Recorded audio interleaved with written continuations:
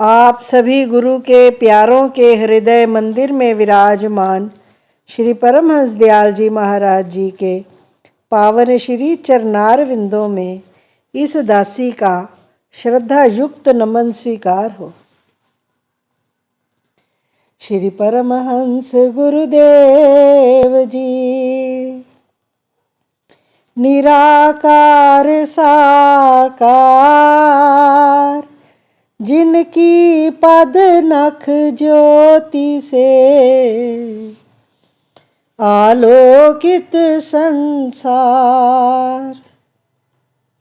परम पुरुष पूरन धनी, आनंद घन सुख रूप, सर्वारंभ में पूजिए,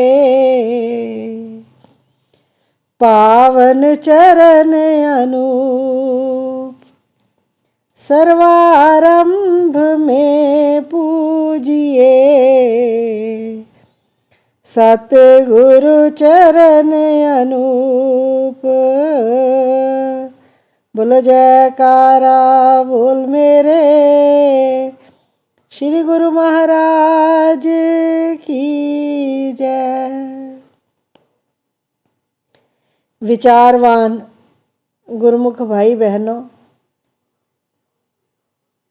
हम कल श्री दरबार के 5 नियमों के बारे में विचार कर रहे थे। वो नियम 5 जो हमें सतगुरुदेव ने 5 रत्न उपहार में दिए हैं, भक्ति मार्ग पर आगे से आगे बढ़ने के लिए, जिनमें सबसे पहला नियम है श्री आरती पूजा। सबसे पहला नियम श्री आरती पूजा का है।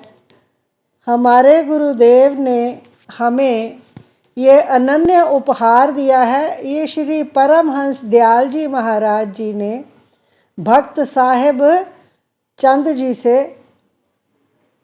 श्री आरती अपनी कृपा के द्वारा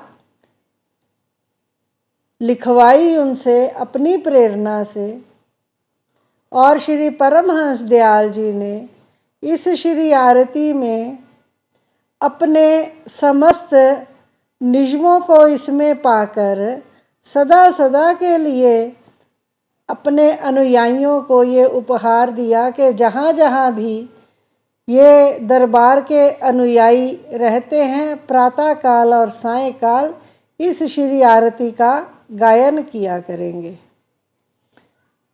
हम श्री आरती में नित्य प्रति गायन क्या करते हैं? तत् स्नेह प्रेम की बाती, योग अगन जिनके, आरती लायक सो जन, जो हैं शुद्ध मन के। अब अपने अनुयायियों में सबसे पहला जो तत्व श्री परमहंस दयाल जी आवश्यक मानते हैं वो है शुद्ध मन। ये श्री आरती उन्हीं के लायक है जिनका हृदय शुद्ध है। हमें अपने भीतर झांक कर देखना है कि क्या हम श्री गुरु महाराज जी, श्री परमहंस दयाल जी महाराज जी के अनुसार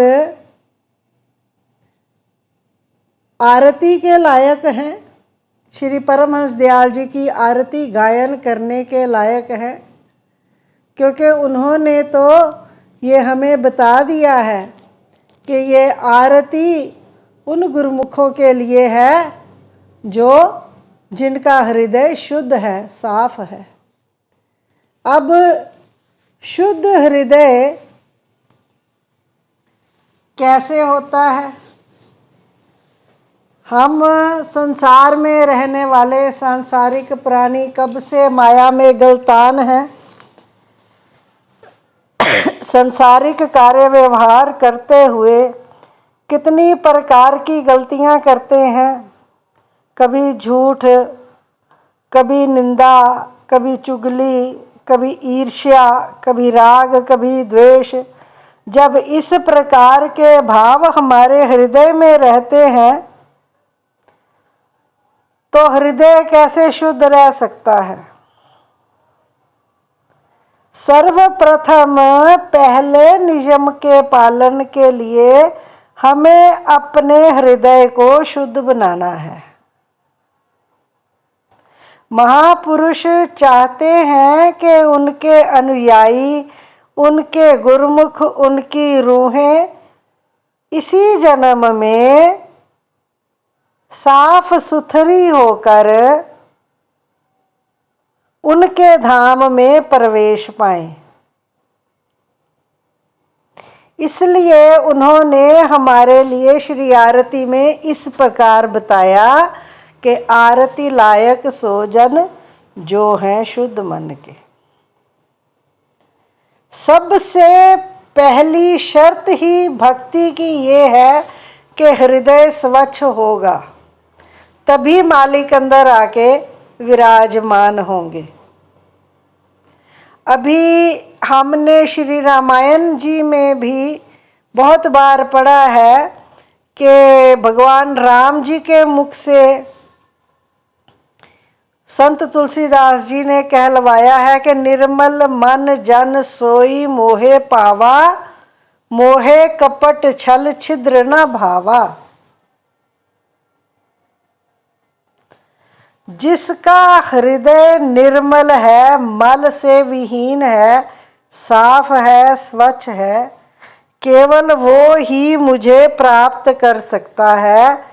क्योंकि भगवान फरमाते हैं कि मुझे कपट, छल और छिद्र वाले कभी अच्छे नहीं लगते। जो एक दूसरे के साथ कपट करते हैं, छल कपट करते हैं, छल करते हैं, और छिद्र जो दूसरों में दोष देखते हैं। दूसरों में दोष देख के हम क्या करते हैं? चुगली करते हैं, निंदा करते हैं। जो व्यक्ति इस प्रकार के कामों में लगे रहते हैं, एक दूसरे के साथ छल कपट का व्यवहार करना या दूसरों की बुराइयां ढूंढना, तो वो मालिक को कभी प्यारे नहीं लगते। और सबसे पहली बात तो ये है कि जब हम दूसरों में दोष देखते हैं तो हम काग बन जाते हैं, कौवे। और जब हम दूसरों में गुण देखते हैं तो वृत्ति हंस की हो जाती है। जैसे कि बगला और हंस एक ही स्थान में मानसरोवर में रहते हैं और बगला वहाँ से मछली ढूंढता है और हंस वहाँ पर मोती चुग कर खाता है। इसी प्रकार संसार में दोनों ही प्रकार के मनुष्य रहते हैं, मनमुख भी और गुरुमुख भी। मनमुख संसार के कार्य व्यवहार में रत रहकर दूसरों की निंदा चुगली में अपने मनोरंजन करते हैं, अपना समय नष्ट करते हैं। और गुरुमुख दूसरों में अगर देखना हो तो गुण देखते हैं। किसी में अगर कहीं कोई गुण दिखता है तो उसको देखते हैं और उसको अपने भीतर धारण कर लेते हैं। अपने में वो जो दूसरे का गुण है उसको ढालने की कोशिश करते हैं कि मेरे व्यक्तित्व में भी ये गुण आ जाए।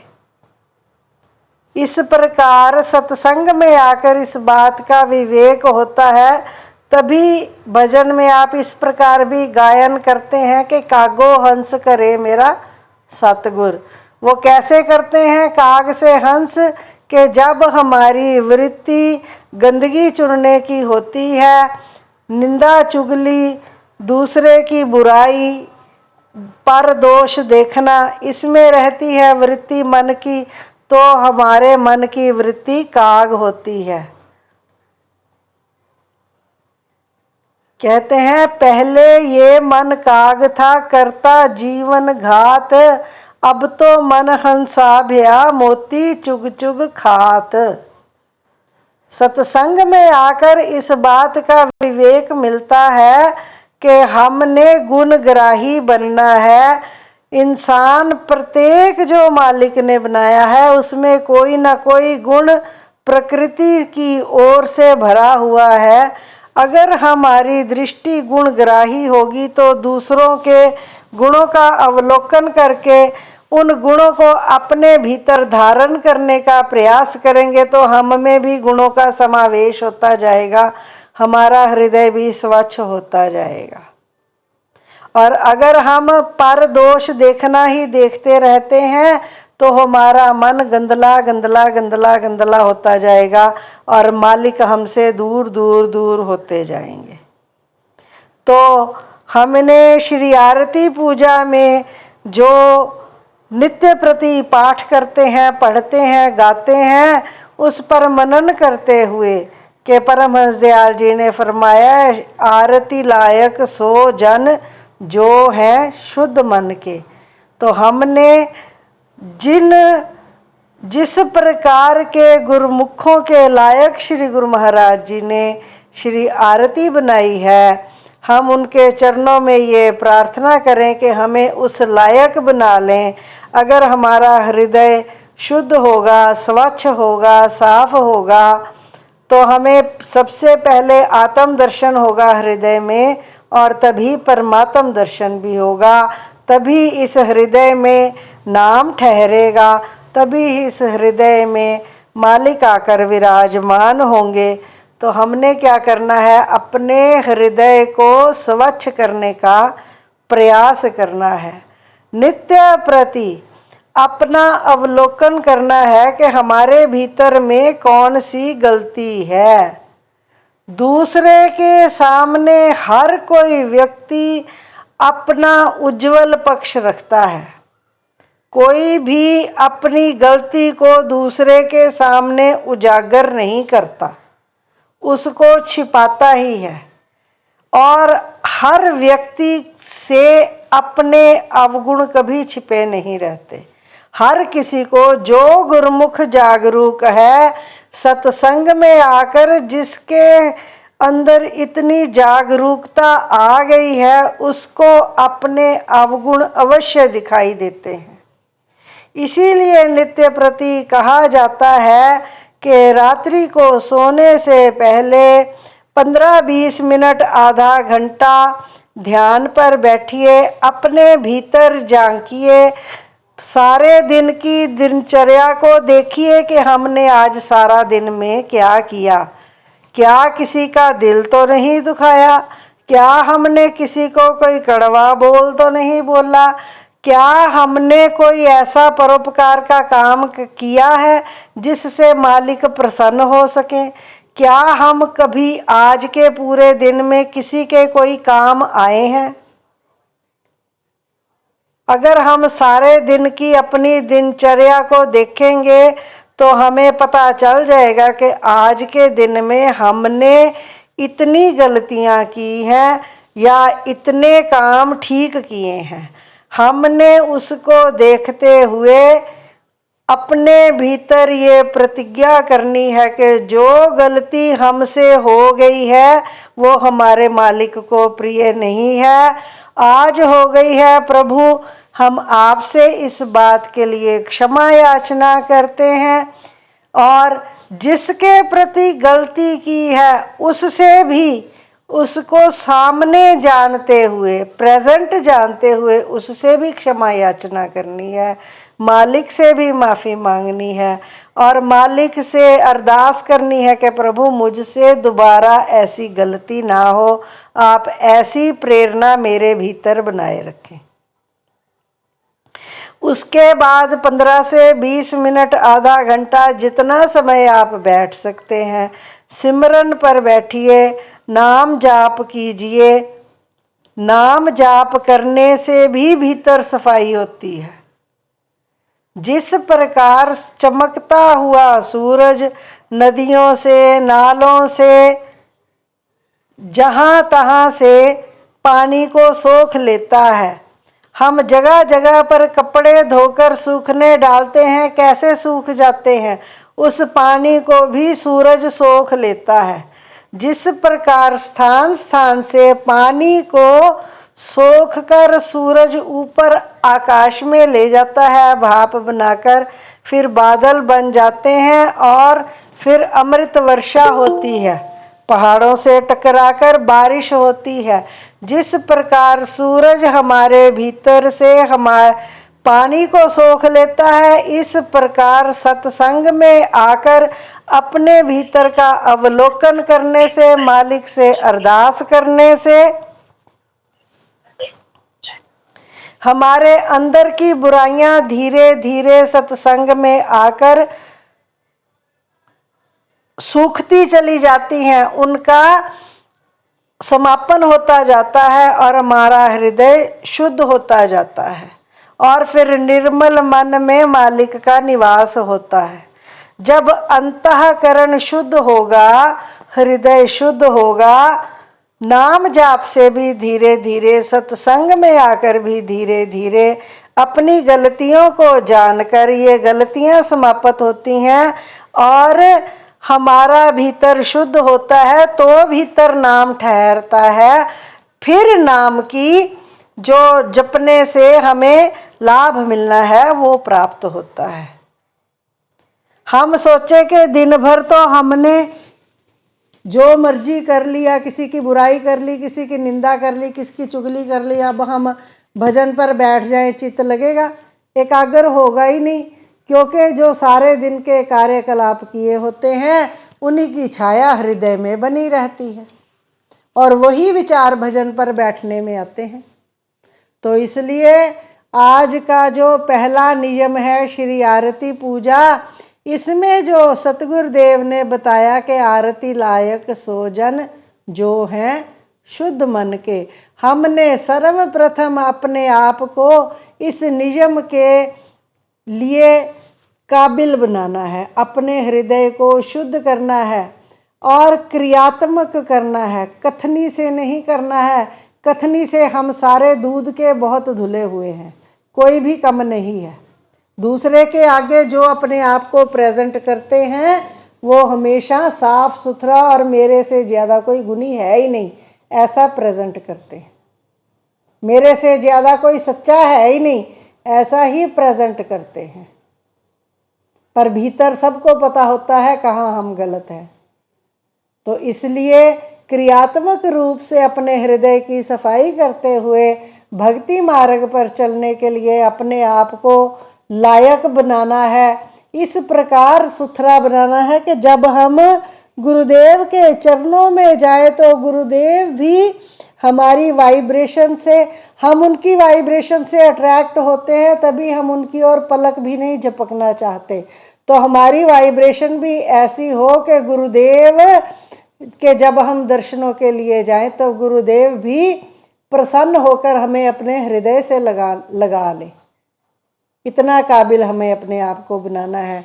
तो आज के जो गुरुदेव के द्वारा दिए हुए निर्देश के अनुसार ये बताया गया है, इस पर अमली कार्रवाई करनी है, अपने आप को निर्मल बनाना है, सतगुरु की भक्ति के लायक बनाना है और गुरुदेव की प्रसन्नता को हासिल करना है।